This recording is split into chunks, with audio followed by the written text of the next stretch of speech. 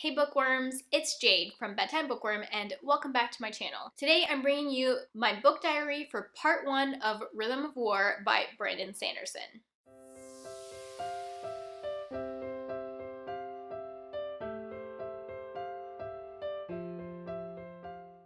So if this is the first of my book diaries that you have seen or heard of, these are basically really spoilery reading vlogs where as I'm reading, I check in every few chapters, or in the case of this video, almost every chapter, to let you know what I think of the things that are happening. I do have a whole playlist of book diaries, and I've done a bunch of these for some of the other Stormlight Archive books, not all of them, but I started like midway through Words of Radiance and up until now, and I will continue to do them for all of Rhythm of War. I have them all filmed, I just haven't edited them yet, so they're coming. I know this video is probably coming a lot later than what some of you guys would have liked, but they're just kind of a beast to edit, and I've just been taking my time with them. So I will link that playlist if you guys are interested in watching some of the other ones, but like I said, these are spoilery videos, so don't watch this video if you haven't read part 1 of Rhythm of War. If you don't know, all of the Stormlight Archive books are split into 5 different parts, so I have one video for each part. So it's like literally the part of the book that's labeled part 1, which I believe is the first 19 chapters. Also, try not to leave any spoilers in the comments. You can talk about things that have happened up to the end of this video, but try not to talk about things that happen after part 1 of Rhythm of War or that we figure out later on in the book or series, because I don't want anyone to be spoiled while reading my comments. And along those lines, I do a lot of theorizing and talking out loud as we get pieces of information from the book, like the world building and stuff.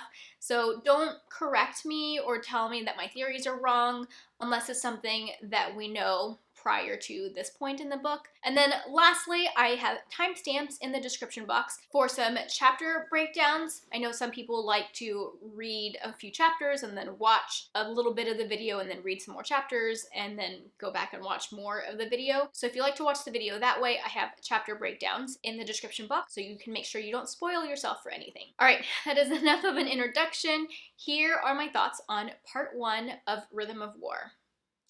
Hey guys, so today is technically November 16th, and I don't technically have my hands on Rhythm of War yet. But if you don't know, Brandon Sanderson put out, I think, the first like 17 chapters or something, and he put out the first 17 chapters of the audiobook on his YouTube channel. So I just sat and listened to the prologue and chapter 1 of those audiobook chapters, and it's time for me to check in. So the prologue was really interesting. It was Gavilar's death from Navani's point of view, and I didn't realize that they had such a strained relationship, so that was really interesting, and I guess Gavilar kind of already knew that she was like in love with Dalinar. I did feel really bad that she had just burned some prayers for Gavilar to die, and then he died, and then obviously she felt guilty about that. One thing that I noticed in that prologue that was super interesting was that Gavilar was meeting with a bunch of people, and one of them was named Nail, which is the herald that is the head of the Skybreakers.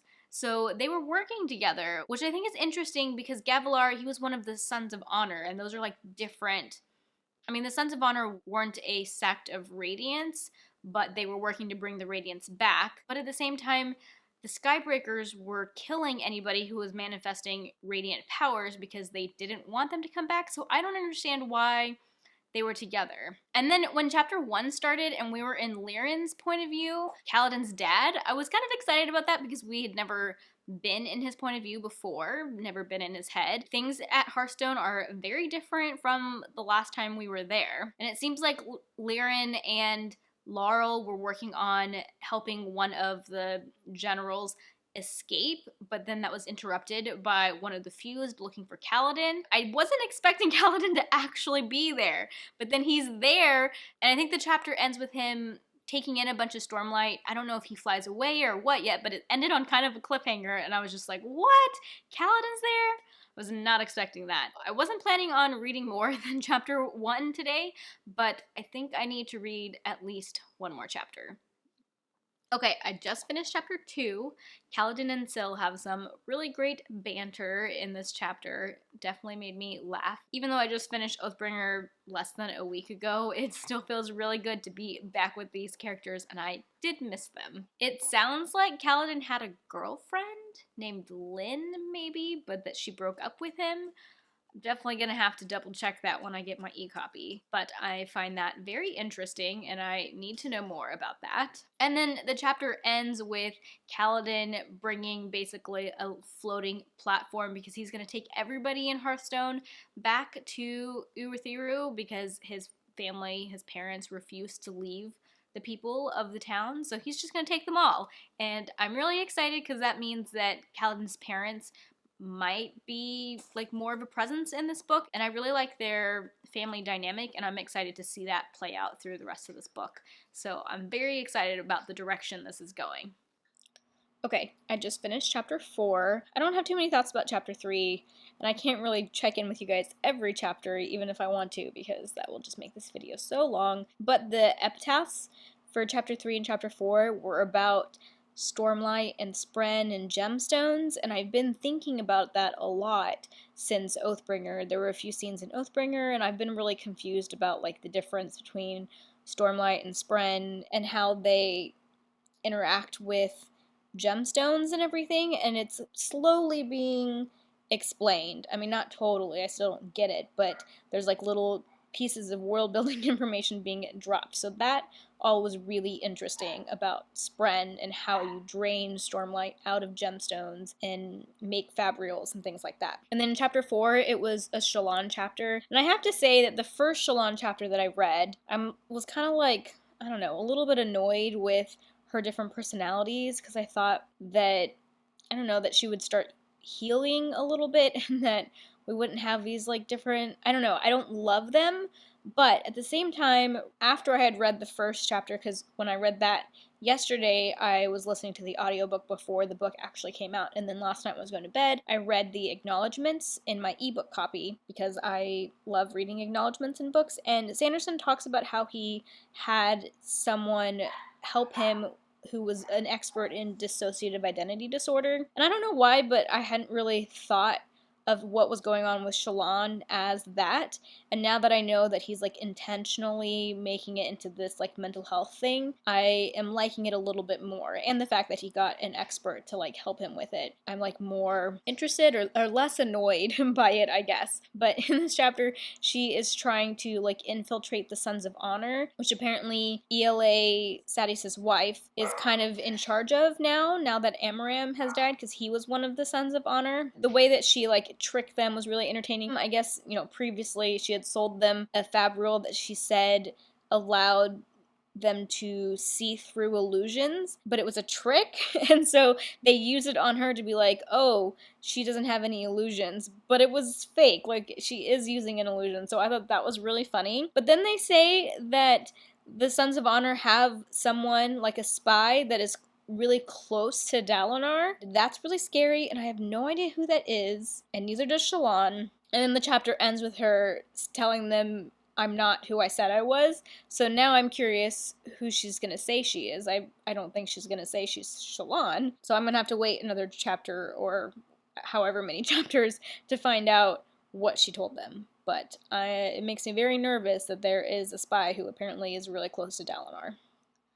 Okay, finished chapter 5, and Shallan came up with a pretty good lie about who she was, trying to trick them into taking her to meet Eli, but then when they were going to take her to meet Eli, they put the bag back over her head, and Adolin decided that that was a bad sign and like started attacking them, so that was pretty funny. And then we got some of Kaladin's point of view. They're battling in the sky a little bit. And something I forgot to mention earlier is apparently Dalinar can create these perpendicularities whenever he wants now, and when he does, it allows everybody to like refresh on their Stormlight, so that is like really cool and super powerful. And also, I am very concerned because everybody keeps telling Kaladin he looks really tired. I guess he's having nightmares or something, but my poor baby Kaladin, I don't want him to be not okay.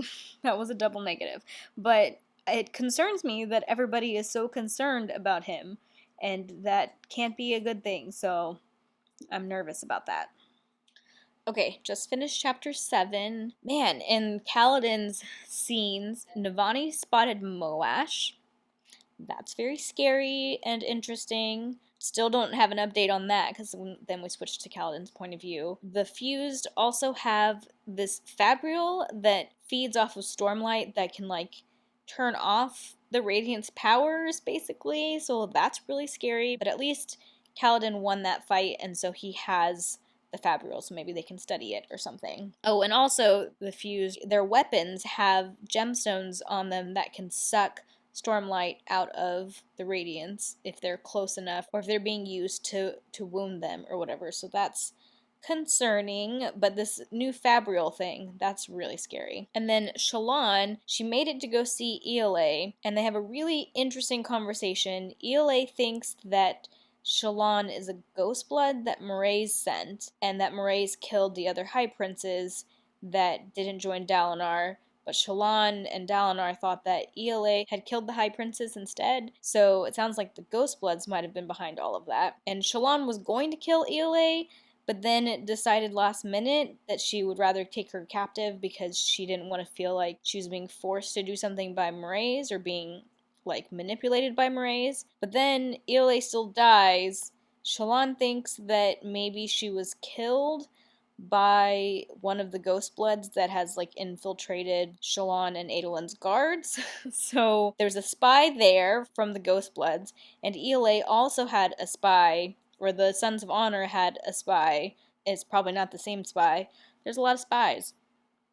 That's concerning. But before Ela died, she told Shallan to find like the oldest vintage wine or something. That was like a hint or a clue. So Shallan's gonna go search through her things to try and find whatever she was talking about. I wonder what she was talking about. There was a lot of deception going on here, which is very interesting, but also like kind of confusing because I don't know what's going on. Anyways, that's enough reading for today. I am going to bed. Okay, I just finished chapter 8, and what the heck just happened? Okay, so Moash showed up, Kaladin meets him. Moash kills Roshone, which I feel like I shouldn't be sad about, but Roshone was kind of like getting better, and Kaladin's obviously still devastated because it's just another person he couldn't save. So I am a little bit sad about Roshone. And then at the end of the chapter, Moash is like convincing Kaladin to like give into the darkness and just like give up, and Kaladin's kind of feeling like that. And then there's some bright light, and behind the bright light we find out is Renarin.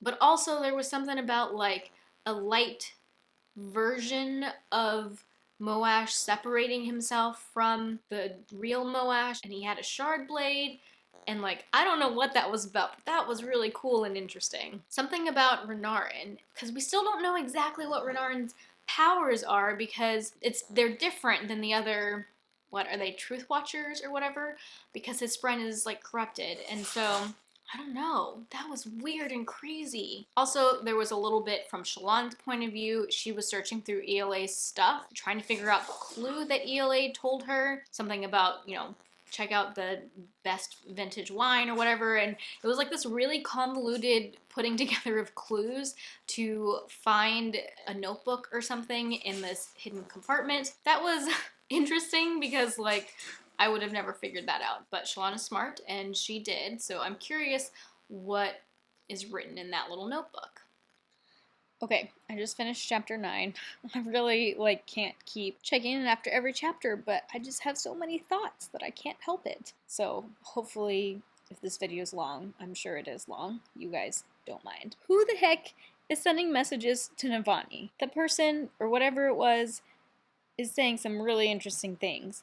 My guess, because it was so concerned about the imprisonment of Spren, I think it's a Spren, like a special or like important Spren, kind of like the Stormfather level of Spren. I feel like there's been one hinted at, and I feel like I've seen in chats people saying that they think Navani's gonna bond it, but I don't even remember what it was called. But I think it's like some sort of special spren that we haven't seen yet that doesn't like honor spren. A lot of different spren don't like honor spren, which I think is really funny because we know that cryptic spren don't like honor spren, and also whatever kind of spren Yasna has, Ivory has said that they also don't like honor spren. That was another reason why I'm thinking it might be a spren, because it said something negative about honor spren. But what is it?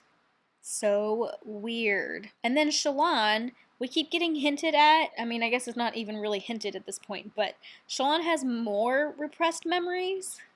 What else is she hiding from us? And possibly another personality. She referred to it as a name this time, but I don't remember what it was. Formless? Formless. Very interested in that. But like, I thought we knew all her secrets. There's more? Goodness. Okay, I'm tired. I need to go to bed. I didn't read very much today, but hopefully tomorrow's a better day. Oh man, I just finished chapter 10 and that conversation between Dalinar and Kaladin was sad.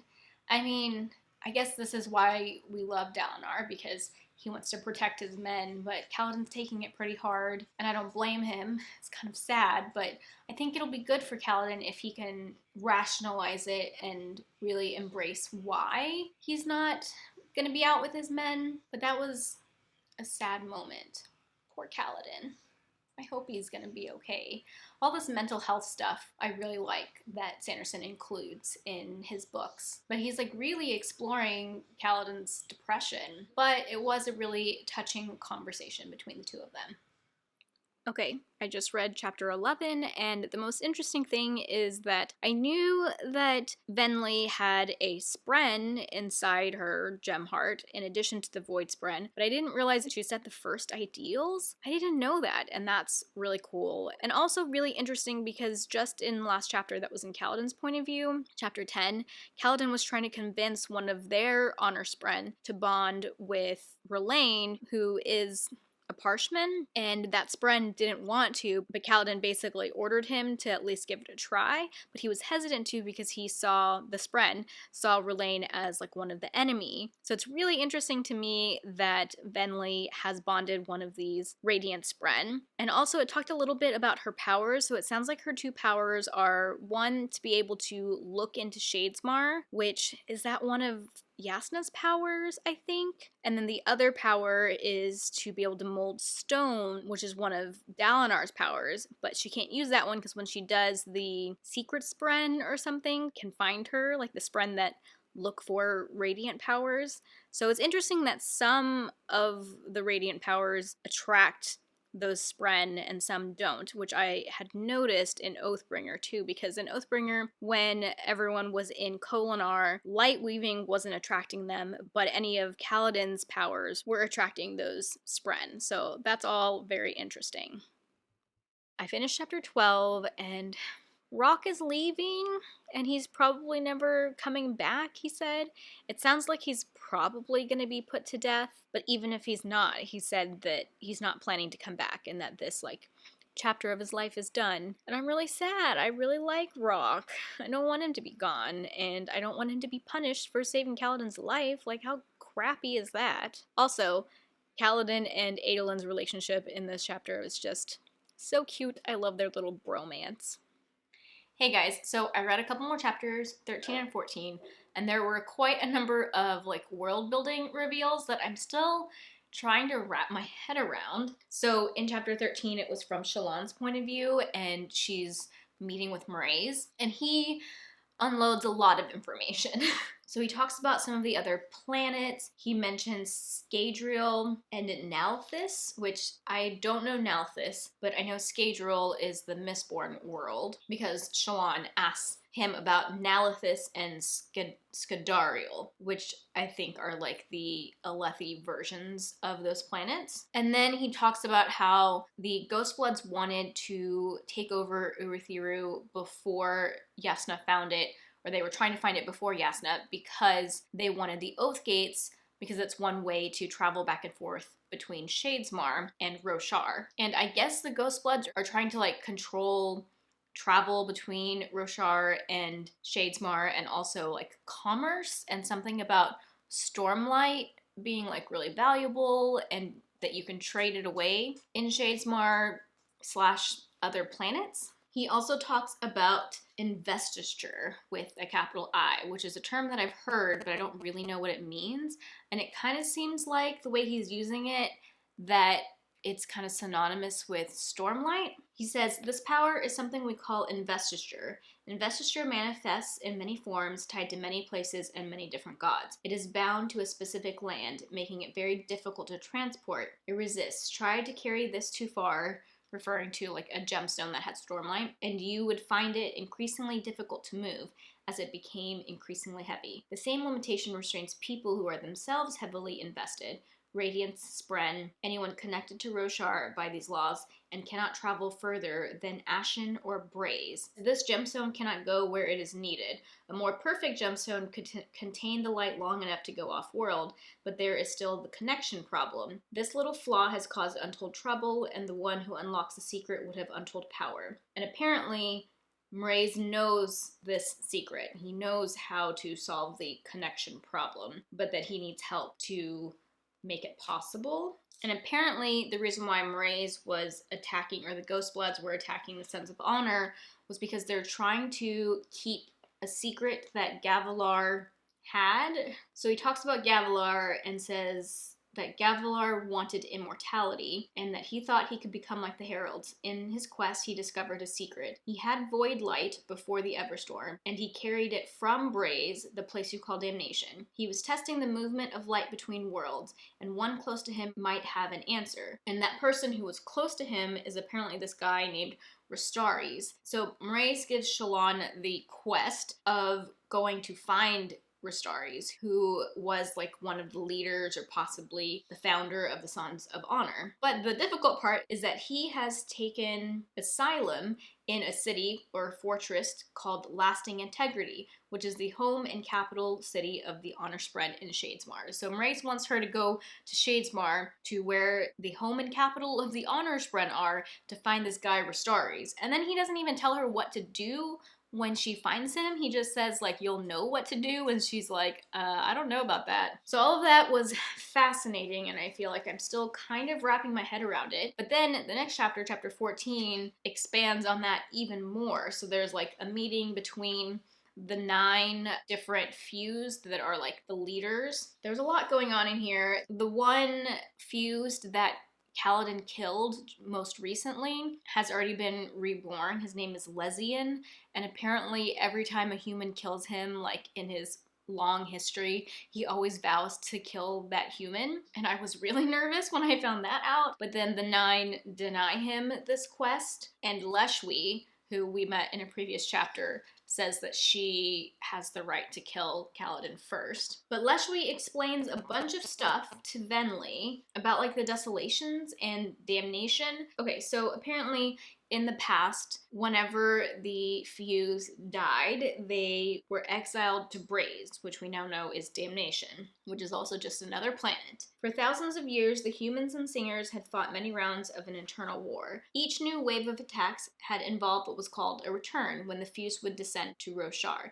The humans called these desolations. There was something special about the way the human heralds interacted that could lock the Fused on Braze, the land called Damnation by the humans. Only once the Fused broke the heralds through torture, sending them back to Roshar, could a return be initiated. The cycle played out for millennia until the last desolation, where something changed, something to do with a single herald and an unbreakable will. So all of that sounds familiar because we heard that story but from like the human point of view. But now knowing that Damnation is actually another planet named Braze is like really interesting and kind of makes me think about it differently. Leshwi said, "You mistake the cycle, simplify it. We were only locked on Braze once the heralds died and joined us there. Until then, there would often be years or even decades of rebirth during a return, during which time the heralds would train humans to fight. Once they were confident that humans could continue to stand, the heralds would give themselves to Braze to activate the isolation. The heralds would need to die for this to work." So I guess like usually the heralds would like train up the humans and be like, okay, you can defend yourself, so now I'm going to kill myself and go back to Braze so that we can trap any of the feuds that die from here on out there. I think that's what I'm getting. Okay, I think those were the important things that I pulled out of those 2 chapters. That was a lot of world building reveals and it made my head hurt, and I only think I kind of understood it. So hopefully everything I said in this part of the video was right. I mean, I mostly just read excerpts, but I could have misinterpreted something. Man, I just finished listening to chapter 15. It was so interesting, but I feel like my brain hurts. Like, I don't think I understand all of this. First, before we get into the confusing stuff, Kaladin tells R'laine that he convinced a Spren to bond with him, and he says no. I totally understand why. And as soon as the way Kaladin said it, he basically told R'laine that he gave the Spren an ultimatum, either bond with him or like leave. And as soon as he said it that way, I was like, that's not the way to tell R'laine. Like, of course he's not gonna like that. And that makes me really sad. And also, it's really cool that R'laine was able to kind of teach their farmers how to grow food on Urithiru by like combining light from gemstones and music with like whatever beats and stuff.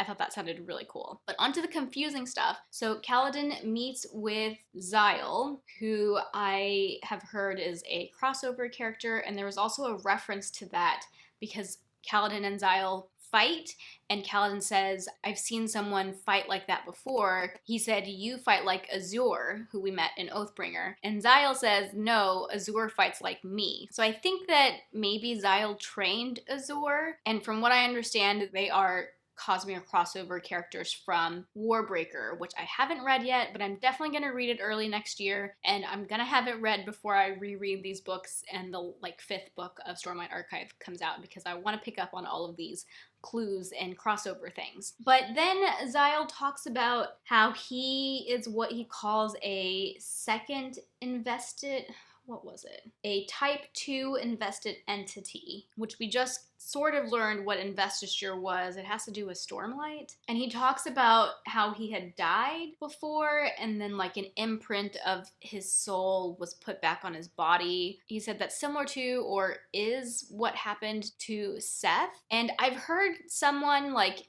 in a Discord talking about Cosmere things mention something called a cognitive ghost, I think is what they called what Szeth is, and also I guess what the heralds are, but it's like someone who's already died and kind of like come back to life, their soul comes back to life or something, and apparently Xyle is one of those. He says that Syl is a type 1 invested entity, or at least what he calls a type 1 invested entity. I decided that had to be the proper way to refer to them. Power that came alive on its own. You know, he says that he can't actually see her, but he can sense her. He says, and if you let a man die with 2 invested a soul, like TOO invested a soul, or invest him right as he's dying, he'll leave behind a shadow you can nail back onto a body, which I think is a cognitive shadow. His own, if you're feeling charitable. Once done, you have this, and he waves at himself.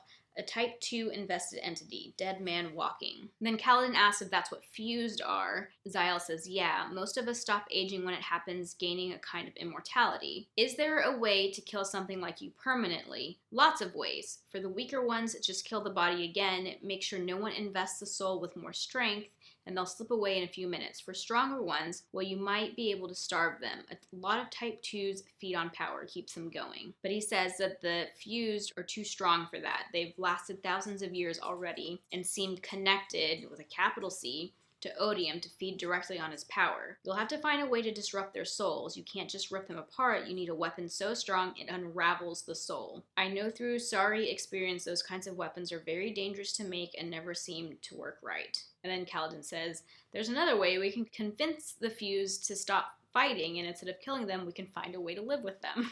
Anyways, all of that was fascinating. I feel like I barely understood it, but I kind of get it, I think. Sanderson's just dropping all kinds of world building info and Cosmere info in this. Okay, I finished chapter 16 and some interesting things. So I was a little surprised to see that they have Seth locked up, but I guess they don't fully trust him, and I guess that makes sense. I mean, he did kill Gavilar and kill all those other high princes because Taravangian hired him to. But we hear about Gavilar's death from Seth's point of view, which was really interesting. Seth is the one who wrote that message for Dalinar, which makes sense, but I hadn't really put the pieces together. And then also he has given Navani this sphere that he got from Gavilar that has something that's like void light, but is different because she shows it to R'lain, and R'lain said that it feels different, like it has a different sound. He says that it feels painful. Void light is dangerously inviting, like if I touched it, my body would drink it in eagerly. That thing is different. It is a song I've never heard, and it vibrates wrong against my soul. And he also told Navani that Gavilar had given Eshonai a void light sphere years ago. And I don't know why, but I was thinking that the one Navani had now was the same one, but it makes sense that it's not the same one, because how could Gavilar still have had it to give it to Seth if he had given it to Eshonai already, which we saw in Eshonai's prologue. So all of that is fascinating. And the only other thing that I wanted to touch on is there's a really funny interaction with Adolin, Shallan, and Dalinar. Dalinar is telling Adolin to get his boots off the table, and he says decorum, discipline, dedication. And Adolin responds, detail, duel, dessert. Oh, sorry, I thought we were saying random words that started with the same sound. And I laughed so hard when I read that. And then Dalinar blames Shallan for Adolin acting that way. And Shallan says, Stormfather, help us. A Kholin has learned to relax once in a while. Surely the moons will stop orbiting and the sun will come crashing down. So that was a really fun little interaction, and I laughed so hard. Okay, I finished 17. I think it's cool that the wit, or Hoid, is also Yasna's wit. I'm glad that he's back and he's able to give Yasna and everybody else good advice, because he knows a lot of things, so that's cool. That reminds me, the chapter where Kaladin was talking with Zyle, he mentioned wit and said that he knew Wit by a different name when he was younger, and he knows that Wit's real name is Hoid, but I guess he has a bunch of names. That was pretty interesting. Anyways, in this chapter, Yasna's talking about some sort of proclamation or a proposal that I don't think she really spelled out what it was, but everybody else in the room knew what she was talking about. But Dalinar doesn't want her to give the proposal. But then she brought in the Herald and was talking to Ash about Dalinar's powers, and I guess the Herald that Moash killed at the end of Oathbringer, he had the powers of an Oathbinder, and he's the one who created the Oath Pact in the first place, that when the Heralds go to Braze to be tortured, that the fused were also going to be trapped on Braze. And Yasna is wondering if Dalinar can recreate that Oath Pact, because now that Herald, Jezza something, now that he's dead, for real dead, at least according to Ash, that Oath Pact is broken, so there's no way to trap the fused on Braze. So Yasna wants to try and figure out a way to recreate that Oath Pact, because that's the only way she really sees to end the war. So they're going to try and talk to the Shin people, because the Shin, I guess, are caretakers of the Honor Blades and have more knowledge about them, including the Honor Blade that gives someone the Oathbringer powers. Apparently the Shin don't want to talk to anybody though, so we'll see how they get around to actually learning things from them. Aww, Kaladin's gonna be a surgeon, and it made his dad so happy. That made my heart happy. That little family chapter, chapter 18, just made my heart happy, and there was so much banter between Syl and Kaladin's parents, and then to have it end with Kaladin finally admitting that he's going to return to his training as a surgeon, and then his dad just has the biggest grin on his face. I loved that. Okay, I did it. I finished part 1, chapter 19. Not a whole lot to say about that other than I am really excited that Shalon got to volunteer herself for the Shadesmar mission because she has that secret mission that Mraize gave her and she needs to go see the Honor Spren. So there's going to be a bunch of them going to visit the Honor Spren to ask them for help, and I am really excited to be back in Shadesmar. Adolin is like acting really excited to go back to Shadesmar, and Navani, because the chapter was in Navani's point of view, is like wondering why he wants to go back to Shadesmar. And it's because he wants to see Maya again and he can like talk to her and stuff in Shadesmar. And I'm really excited about that because I hope he's somehow able to like bring her back to life or somehow able to bond her. I don't know, but I'm excited for him to spend time in Shadesmar with Maya. Also, Taravangian, super fishy. Why is he being supportive of Dalinar? That is not what they expected. I don't know what he's up to, but he makes me nervous. But I'm glad that both Navani and Dalinar are really suspicious of him and don't trust him. That's good, because they shouldn't trust him. Alright, I am very excited to be moving on to part 2.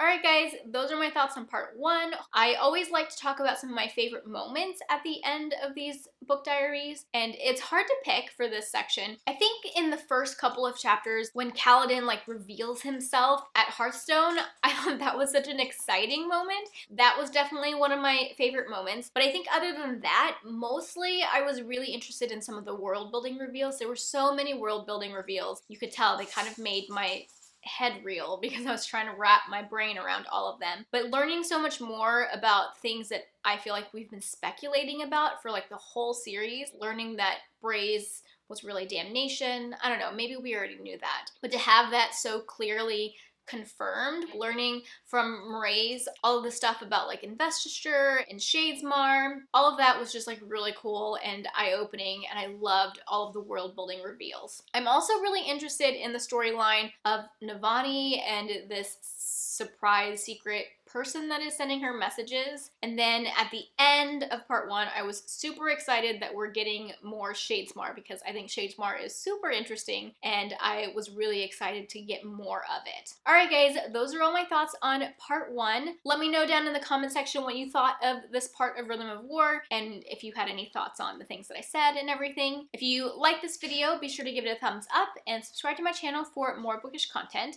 That is all I have for now. Thank you so much for watching, and until next time, bookworms, keep reading. Bye.